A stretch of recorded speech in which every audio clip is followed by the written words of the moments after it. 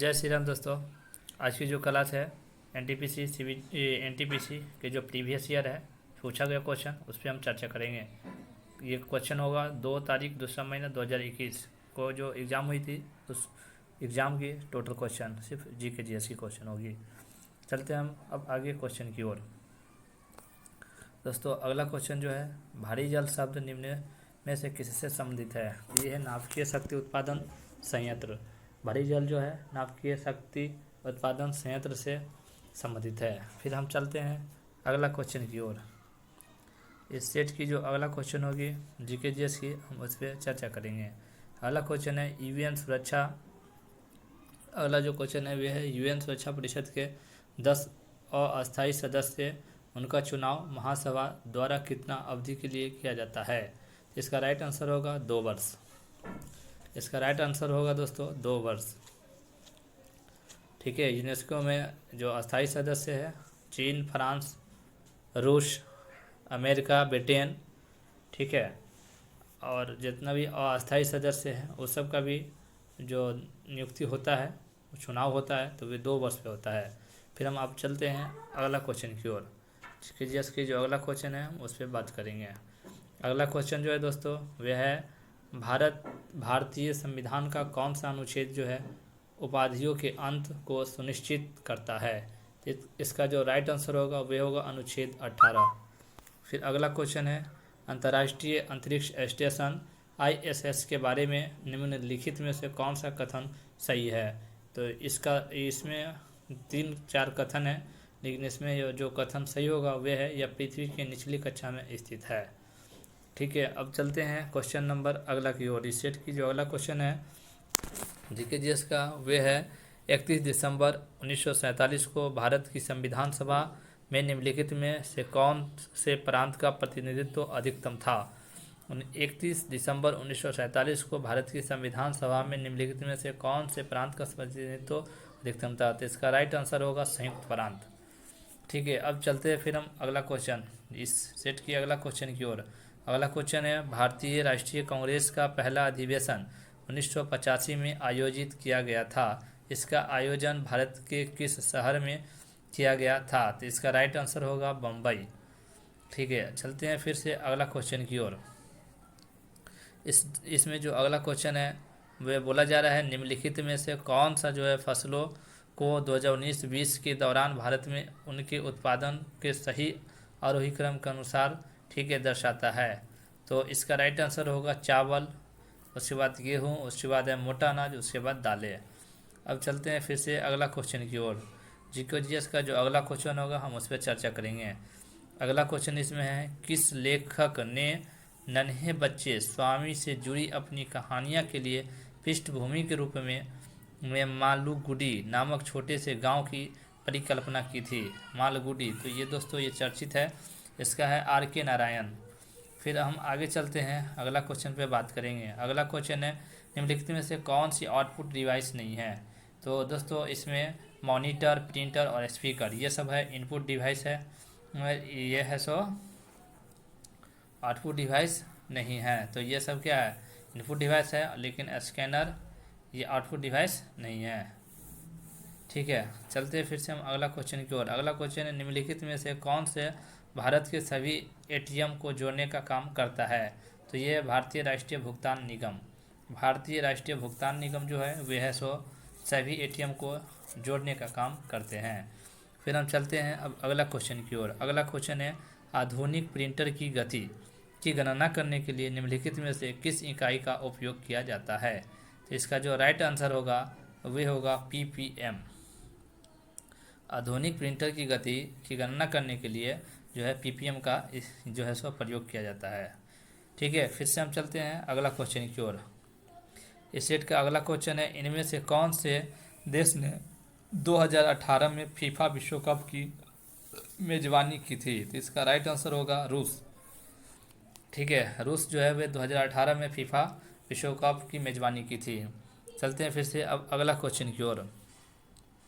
अगला क्वेश्चन है एक राष्ट्रीय राजमार्ग पर एक पंक्ति में 3500 स्ट्रीट लैंप लगे हैं। एक को छोड़कर सभी लैंप जलते हैं तो दोषपूर्ण स्ट्रीट लैंप दाहिने छोर से दोस्तों ये जो है रीजनिंग के क्वेश्चन है, ठीक है।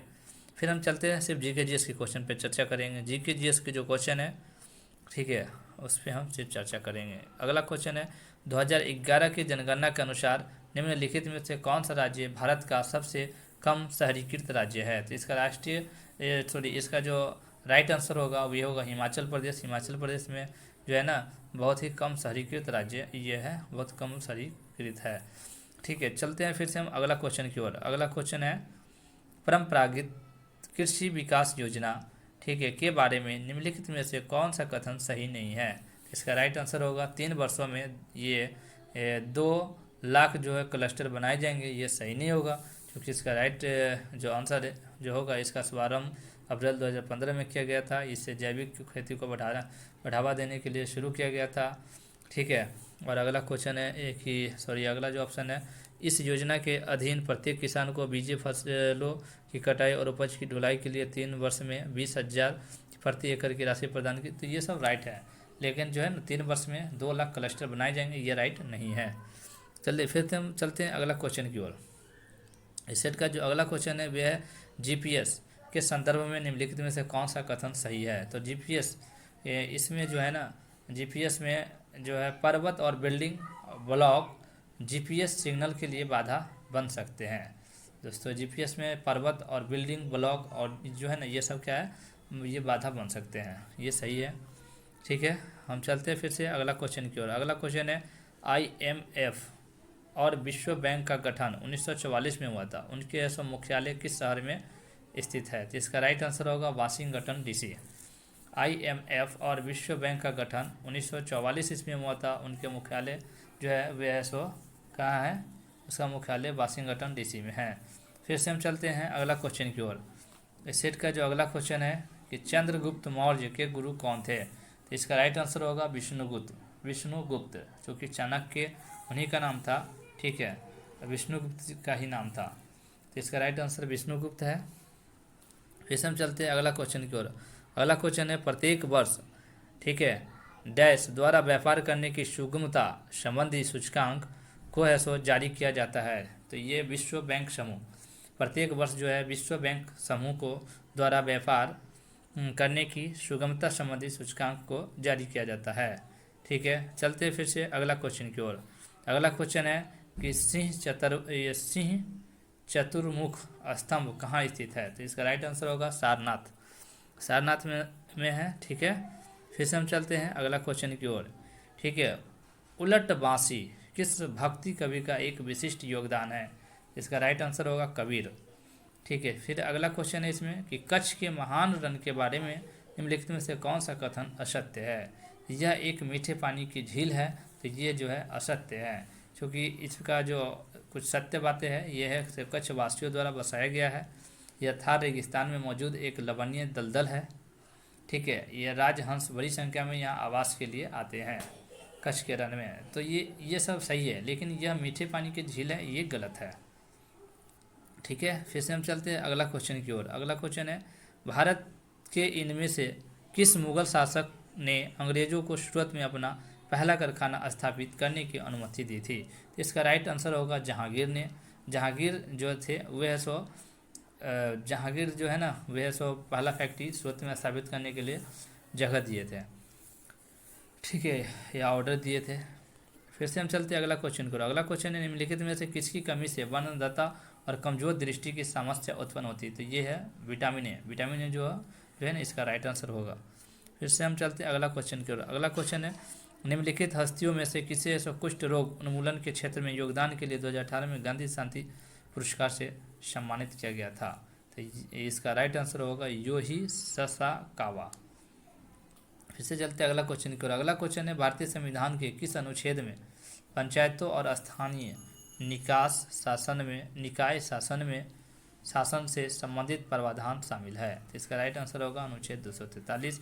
भारतीय संविधान के बोल रहा है कि किस अनुच्छेद में? तो अनुच्छेद 243 में पंचायती और स्थानीय निकाय शासन से संबंधित प्रावधान है, ठीक है। फिर से चलते हैं हम अगला क्वेश्चन की ओर। अगला क्वेश्चन है भारत के राष्ट्रीय प्रतीक के नीचे उत्कीर्णत सत्यमेव जयते शब्द कहाँ से लिया गया है? तो इसका राइट आंसर होगा मुंडक उपनिषद से। ठीक है, फिर से हम चलते हैं अगला क्वेश्चन की ओर। अगला क्वेश्चन है 1942 में किसे प्रधानमंत्री के निर्देशानुसार क्रिप्स मिशन भारत आया था? तो ये इसका विंस्टन चर्चिल होगा राइट आंसर, क्योंकि विंस्टन चर्चिल के ऑर्डर पे या निर्देशानुसार जो है ना, वहाँ के जो प्रधानमंत्री थे उस समय विंस्टन चर्चिल थे, उसके कहने पर क्रिप्स मिशन जो है वे भारत आया था। ठीक है, चलते हैं फिर से अगला क्वेश्चन की ओर। अगला क्वेश्चन जो जीके जीएस का है उस पर हम बात करेंगे। अगला क्वेश्चन है भारत और चीन के बीच स्थित काराकोरम दर्रा नामक पहली जो पहाड़ी दर्रा इनमें से किसके निकट स्थित है? तो इसका राइट आंसर होगा कारगिल, कारगिल के निकट स्थित है इसका। अब फिर से चलते हैं अगला क्वेश्चन की ओर। अगला क्वेश्चन है पश्चिम बंगाल में मई 2020 में आए चक्रवात अम्फान का उद्गम स्थान कौन सा है? तो इसका राइट आंसर होगा बंगाल की खाड़ी।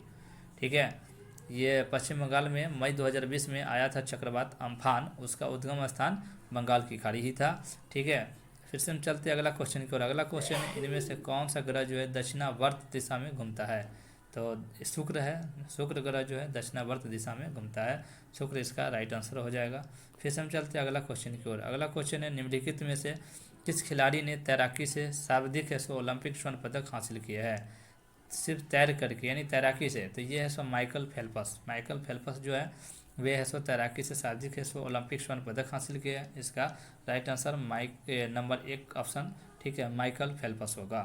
फिर से हम चलते हैं अगला क्वेश्चन की ओर। अगला क्वेश्चन है अभिज्ञान प्रौद्योगिकी में OMR का उपयोग, इसमें से M का पूर्ण रूप क्या है?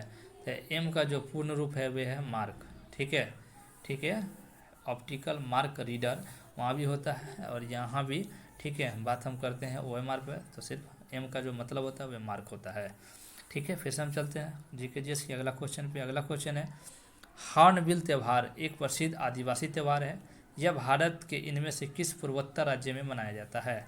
तो हॉर्नबिल जो त्यौहार है वे नागालैंड में मनाया जाता है, नागालैंड के आदिवासियों के द्वारा हॉर्नबिल त्यौहार को मनाया जाता है। ठीक है, फिर से हम चलते हैं अगला क्वेश्चन की ओर। अगला क्वेश्चन है, ठीक है, जीके जीएस है, उसमें हम बात करेंगे। जीके जीएस का अब अगला क्वेश्चन है कि नीति आयोग का गठन जो किया गया था वे कब किया गया था? तो नीति आयोग का गठन 1 जनवरी 2015 को किया गया था। ठीक है, इसका राइट आंसर होगा 1 जनवरी 2015। अब चलते हैं फिर से अगला क्वेश्चन की ओर। अगला क्वेश्चन है पारा का सामान्य नाम क्या है? पारा का जो सामान्य नाम है वह है क्विक सिल्वर। पारा का सामान्य नाम क्या है? Quick silver. ठीक है, अगला क्वेश्चन की ओर चलते हैं। अगला क्वेश्चन है NSE। ठीक है, NSE इसका जो मतलब होगा national stock exchange of India का मुख्यालय कहाँ स्थित है? इसका राइट आंसर होगा मुंबई। फिर से हम बात करते हैं अगला क्वेश्चन पे। अगला क्वेश्चन है सोडा वाटर में कौन सी गैस पाई जाती है? सोडा वाटर में कार्बन डाइऑक्साइड पाई जाती है। ठीक है, फिर से हम चलते हैं अगला क्वेश्चन की ओर। अगला क्वेश्चन है कान्हा टाइगर रिजर्व कहाँ स्थित है? कान्हा टाइगर रिजर्व जो है वे है तेलंगाना नहीं होगा, उत्तर प्रदेश नहीं होगा, महाराष्ट्र नहीं होगा, इसका राइट आंसर होगा मध्य प्रदेश। कान्हा टाइगर रिजर्व मध्य प्रदेश में स्थित है। फिर से हम चलते हैं अगला क्वेश्चन की ओर। अगला क्वेश्चन है भारत में इनमें से किस आनुवांशिक रूप से संशोधित फसल की कानूनी खेती करने की अनुमति दी गई है? तो इसका BT आलू इसका जो आंसर नहीं होगा, GM सरसों इसका आंसर नहीं होगा, BT बैगन इसका आंसर नहीं होगा, BT कपास इसका आंसर होगा, BT कपास इसका राइट आंसर होगा। फिर से हम चलते हैं अगला क्वेश्चन की ओर। ठीक है, अगला क्वेश्चन है, अगला क्वेश्चन जो है उस पर हम बात करेंगे। जीके जीएस का अगला क्वेश्चन पे बात करेंगे। बोल रहा है कि एक है सो समितीय बटन। ठीक है, ये मैथ की क्वेश्चन है जो बहुलक से संबंधित है, तो इसका आप लोग याद कर लीजिएगा। माध्य बराबर होता है माध्यिका बराबर बहुलक। ठीक है, हम चलते हैं अगला क्वेश्चन की ओर। अगला क्वेश्चन जो है इसमें विश्व की सबसे बड़ी परवाल, ठीक है, भीति कहाँ पाई जाती है? तो विश्व की परवाल भीति के बारे में बात की गई है, तो इसमें जापान इसका आंसर नहीं होगा, चिली इसका आंसर नहीं होगा, फिलीपींस इसका आंसर नहीं होगा, इसका जो राइट आंसर होगा वो होगा ऑस्ट्रेलिया। आपको ये वीडियो पसंद आई होगी, आप इसे लाइक और सब्सक्राइब करें। ठीक है, फिर हम मिलते हैं आपसे नेक्स्ट वीडियो में। ठीक है, जब तक के लिए जय श्री राम।